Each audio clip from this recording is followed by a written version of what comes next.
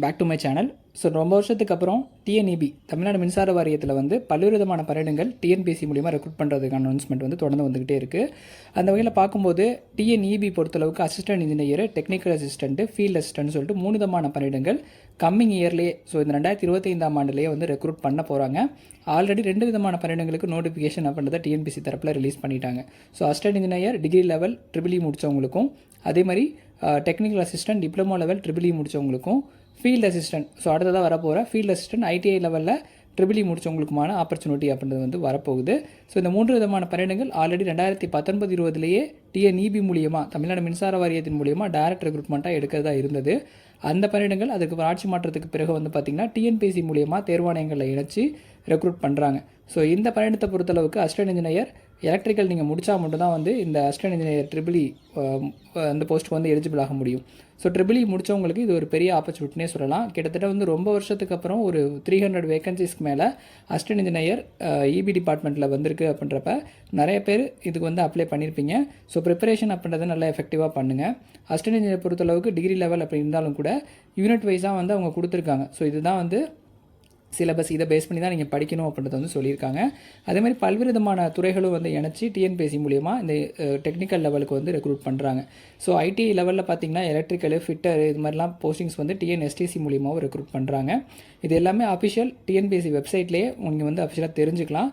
நிறைய பேர் ரொம்ப வருஷமாக டிப்ளமோ முடிச்சுட்டு எனக்கு ஜாப் ஆப்பர்ச்சுனிட்டி இல்லை, நான் ட்ரிபிள் இ முடிச்சிருக்கேன், ஸோ ஐடிஐ முடிச்சிருக்கேன் அப்படின்றவங்களுக்கு இது ஒரு வரப்பிரசாதம் அப்படின்னே சொல்லலாம். ஸோ டிஎன்பிஎஸ்சி மூலிமா ரெக்ரூட் பண்ணுறாங்கன்றப்ப டேரக்ட் ரெக்ரூட்மெண்ட் தான். ஸோ எந்த விதமான பண செலவுகளுமே இல்லாமல் ஸோ நீங்கள் படிக்கிறது மட்டும்தான் ஒரு குறிக்கோளாக வச்சு படிச்சிங்க அப்படின்னா ஈஸியாக இந்த பணியிடத்தை வந்து நீங்கள் கிராக் பண்ணிட முடியும். ஸோ அசிஸ்டன்ட் இன்ஜினியர் பொறுத்தளவுக்கு நீங்கள் டிகிரி லெவல் இந்த ட்ரிபிள் இ முடிச்சிருந்தா போதுமானது. அதே மாதிரி டெக்னிக்கல் லெவல் போஸ்ட்டில் நமக்கு டிப்ளமோ லெவல் நீங்கள் டெக்னிக்கல் அசிஸ்டன்ட் போகணும்னா அதுக்கு டிப்ளமோ லெவல் போதுமானது. அதே மாதிரி ஐடிஐ லெவல் ஃபீல்ட் அசிஸ்டன்ட் பற்றி தலைமை செயலாளரே வந்து சொல்லியிருக்காங்க. அந்த வீடியோவும் நான் வந்து இதில் மெர்ஜ் பண்ணி விடுறேன். ஸோ அந்த பணியிடங்கள் கிட்டத்தட்ட வந்து இவ்வளோ வேகன்சிஸ் இருக்குன்றதை ப்ரெஸ் கேட்டு அதற்கு வந்து இந்த வருடமே அதற்கான அப்டேட் வந்து வந்துடும், ஸோ கூடிய அறிவிக்கப்படும் அப்படின்னு சொல்லிட்டு தலைமை செயலாளர் அவர்களும் வந்து சொல்லியிருக்காங்க. ஸோ கூடுதல் மின் உற்பத்தி பகிர்மான கழகத்தினுடைய செயலாளர் ஸோ ராதாகிருஷ்ணன் அவர்கள் தான் வந்து சொல்லியிருக்காங்க. அதையும் வந்து இந்த வீடியோடய மெர்ஜ் பண்ணி போடுறேன். ஸோ நீங்கள் முழுக்க ப்ரிப்பரேஷன் அப்படின்றத எஃபெக்டிவாக பண்ணால் தான் உங்களால் அந்த டெக்னிக்கல் போஸ்ட்டை வந்து ஈஸியாக வாங்க முடியும்.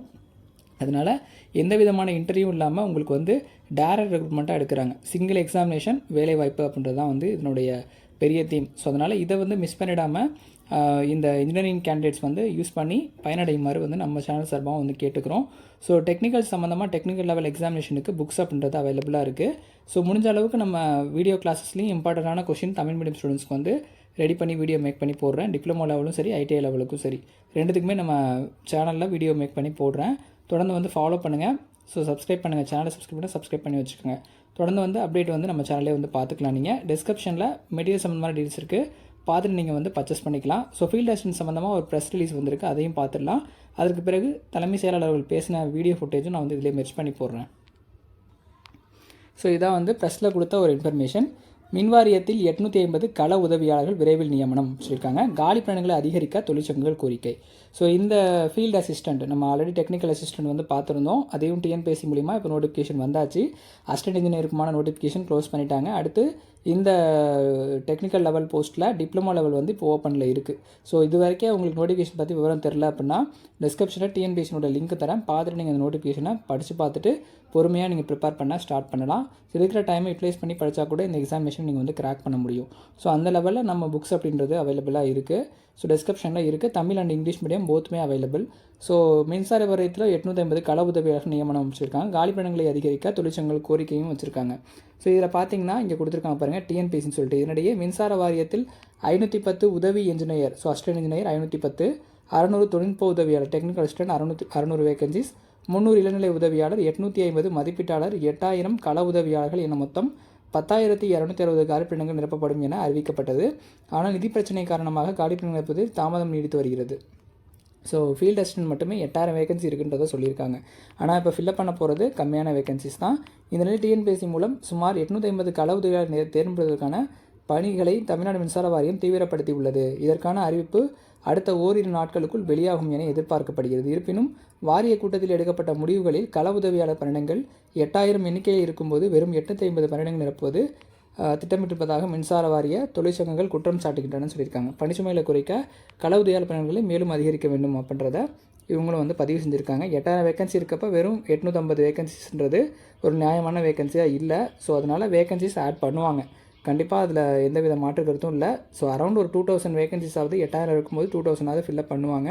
அதனால் இந்த ஒரு வாய்ப்பை வந்து இந்த கேண்டிடேட்ஸ் வந்து மிஸ் பண்ணிடாமல் பயன்படுத்திக்கோங்க.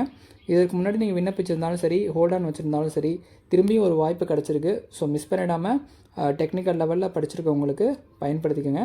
ஸோ செக்ரட்டரி பேசுனது நான் அதில் வந்து மெர்ஜ் பண்ணி போடுறேன். தொடர்ந்து சேனலை ஃபாலோ பண்ணுங்கள், சப்போர்ட் பண்ணுங்கள். நன்றி, வணக்கம்.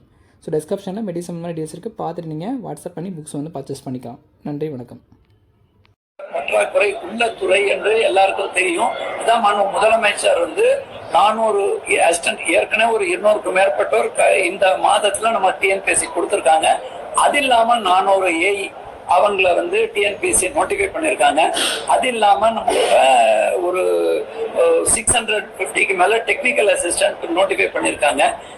அது இல்லாம ஃபீல்டு ஒர்க்கர்ஸ் சொல்லுவாங்க, ஃபீல்ட் லெவல் ஒர்க்கர்ஸ், அது 1880 உடனடியாக பண்ண சொல்லியிருக்காங்க. பட் ஒட்டுமொத்தமா நமக்கு தேவை வந்து மற்ற ஒவ்வொரு லெவல்லையும் நம்ம கணக்கீடு செஞ்சு அதையும் கவர்மெண்ட்ல நாங்க விரைந்து சாங்ஷன் பண்றோம்னு சொல்லியிருக்காங்க.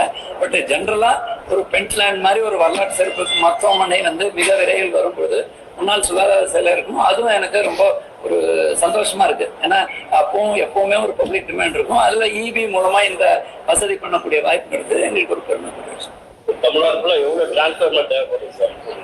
தமிழ்நாடு பூராவுமே நீங்க பாத்தீங்கன்னாக்க சப்ஸ்டேஷன் பொறுத்த வரைக்கும் ஃபர்ஸ்ட் வந்து நீங்க பாத்தீங்கன்னா ஜெனரேஷன் என்ன நடவடிக்கை, ரொம்ப நியாயமான கேள்விதான் சொல்றீங்க. நான் வந்து சொல்லும் போது உங்களுக்கு சொல்லிடுறேங்க. காலியா இருக்கிற பணியாடம் எல்லாரும் நம்ம சொல்லும் போது நிரப்புறதுக்கு என்ன நடவடிக்கைன்னு ஒண்ணு 200 ஏஐ வந்துட்டாங்க, 500 அட்வர்டைஸ்மெண்ட்டும், 1850 ஃபீல்டு ஒர்க்கர் போட போறோம். அதுக்கப்புறம் அது இல்லாம 658 டெக்னிக்கல் அசிஸ்டன்ட் போட்டோம்னு சொல்லிட்டு மீதமுள்ள போட மாட்டேன்னு சொல்லுங்க. அதையும் போர்க்கால அடிப்படையில கவர்மெண்ட்டுக்கு கொண்டு போய் இப்படி கொண்டு போறோம்னா ஒரு சப்ஸ்டேஷன்னா அதுக்குன்னு நார்ம்ஸ் இருக்கு. அதுல காலியா இருக்கிற இடங்கள் எவ்வளோ, அதுக்கப்புறம் தேவையான கூடுதலா ஒரு இடத்துல நம்ம 5000 வீடுகள் இருக்கிற திருநெல்வேலின்னு ஒரு இடம் எடுத்துக்கோங்க, 10,000 வீடு ஆயிடுச்சுன்னா அதுக்கு கூடுதல் பண்ணியாலும் அது பூராவுமே எல்லா அனைத்து தொழில் சென்டர்ஸ்லயும் மீட்டிங் நடத்தி அதிகாரிகள்ட்டையும் அந்த புள்ளி விவரம் வாங்கி அதையும் அரசுக்கு சொல்லி இந்த ஆண்டு நீங்க பார்த்திருப்பீங்க தேவைக்கேற்ப அந்த பணியிடங்களும் நிரப்பப்படும் தான் வாக்குறுதி அனௌன்ஸ்மெண்ட் அறிவிப்பு கொடுத்திருக்காங்க. அதுக்கும் போர்க்கால அடிப்படையில பணி நடந்து கொண்டிருக்கு. நியாயமான கேள்விங்க, அது நியாயமான கருத்து. ஏற்கனவே முதலமைச்சர் சொல்லியிருக்காங்க. டொமஸ்டிக்கை பொறுத்த வரைக்கும் அதுல எந்த